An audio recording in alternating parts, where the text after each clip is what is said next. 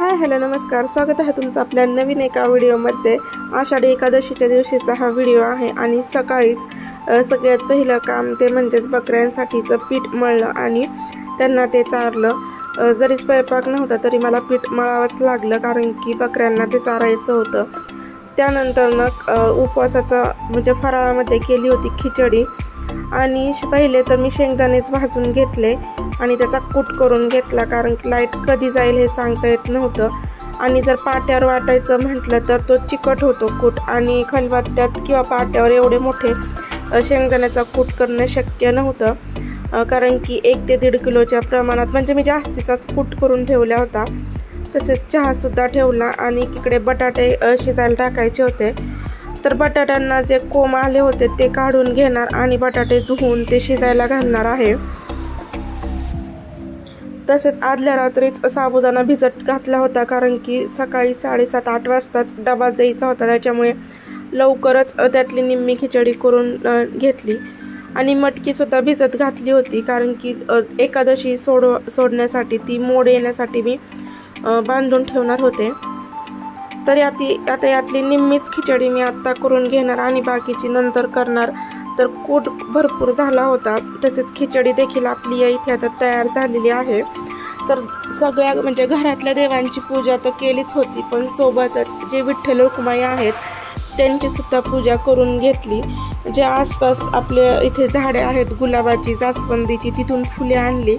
हार करणं झालं नाही, कारण की मूर्ती देखील छोट्या होत्या, तर त्यांना थोडीशी सजावट केली आणि विठ्ठल रुक्माईची हळद कुंकू वाहून किंवा उदबत्ती आणि दिवा लावून पूजा केली। तसेच सगळ्या देवांची सुद्धा पूजा या इथे सकाळीच केली होती।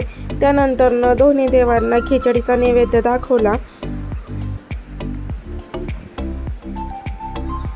बकरी चरायला सोडल्यानंतर जे मोकळं रान आहे तिथं मुलांचा चांगलासा खेळ सुद्धा चाललेला आहे आणि सोबतच त्यांच्या गप्पा टप्पा सुद्धा चालल्या होत्या।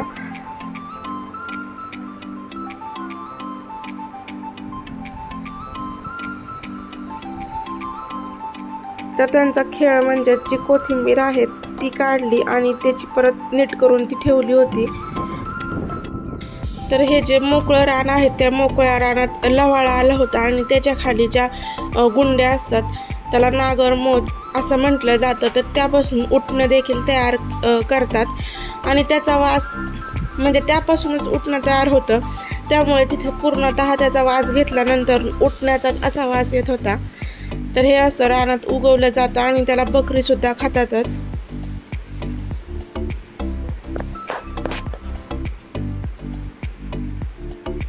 त्यानंतर आम्ही निघालो ते म्हणजेच जे प्रति पंढरपुराम म्हणून आमची इथं ओळखलं जातं डाळिंबन। तर जे पुणे साईडचे असतील त्यांना देखील माहीत असेल, भरपूर लांबून लांबून भाविक इथं दर्शनासाठी येतात। तर हे ठिकाण म्हणजेच उरुळी कांचनपासून थोडंसं आतमध्ये शिंदवणे रोडला आहे, डाळिंबन म्हणून ते ओळखलं जातं आणि एरवी तिथं काहीच गर्दी नसते, एकदम सुमसाम असा रस्ता असतो।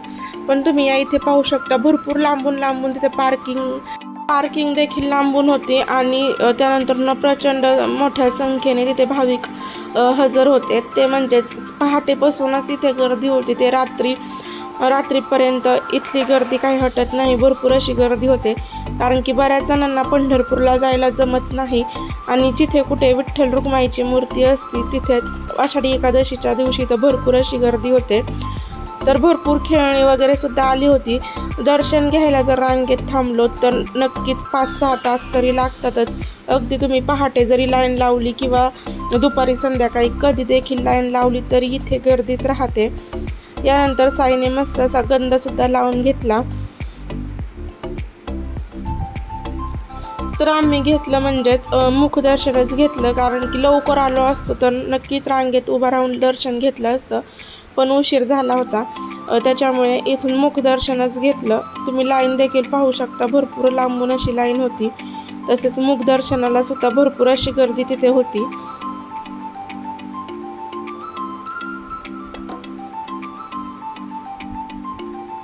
त्या गावची ही यात्राच असते आणि एकच यात्रा नाही, तर ते गाव असं आहे की तिथे 3 वेळेस यात्रा भरते। तर ह्या आषाढी एकादशीच्या दिवशी भरपूर संख्येने तिथे भाविक तर येतातच आणि पाहुणेसुद्धा यात्रेसाठी प्रत्येकाच्या घरी येतात, तर त्यांना खिचडी किंवा उपवासाचे जे पदार्थ आहेत ते केले जातात. तर पाळणे देखील अत्यंत मोठे मोठे तिथे आले होते आणि इकडे साईचा पण खेळ चालू होता. लहान मुलं म्हटले की त्यांना असे खेळ तर आवडतातच.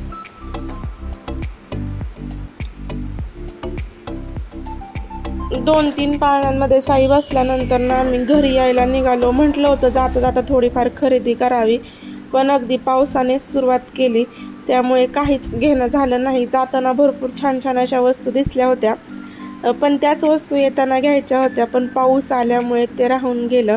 तर पुढेच फणस दिसलं, म्हणजेच ते गरं, ते पण खायला मला तर भरपूर असं आवडतं. ते घेतलं आणि तिथून पुढे तिथलं काही शूट केलं नाही, कारण की भरपूर असा पाऊस आलता. मग घरी आल्यानंतर ना सकाळचा जो साबुदाणा भिजवलेला होता, बटाटे देखील होते आणि कूट होता, तर त्याचे वडे केले. वडे थोडेच झाले, त्याच्यामुळे मग वरईचा भात आणि शेंगदाण्याची आमटी असा बेत केला होता. आणि ती म्हणच आहे, एकादशी आणि दुप्पट खाशी. कोणीच निरंकार असा उपवास एकदम धरत नाही.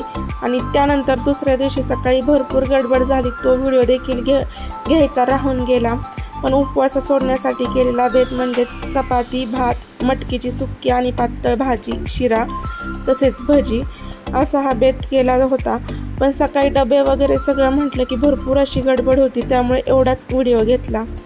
तर असा हा आजचा छोटासा व्हिडिओ होता. तुम्हाला जर व्हिडिओ आवडला असेल तर व्हिडिओ नक्कीच लाईक करा, शेअर करा आणि सबस्क्राईब करायला मात्र विसरू नका. व्हिडिओ पाहिल्याबद्दल धन्यवाद.